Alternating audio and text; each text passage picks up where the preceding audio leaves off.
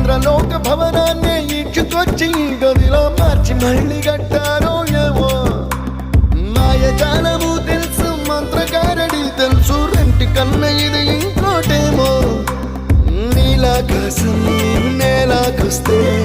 ఇట్టాగే ఉంటాదో ఏమో ఈ సంతోషం దాచాలంటే హృదయాలు ఓ వంద కావాలేమో ఇంతందంగా ఉంటుందా ఈ లోకం ఇన్నాళ్ళు ఈ మనసుకి తెలియాలేదే పాపం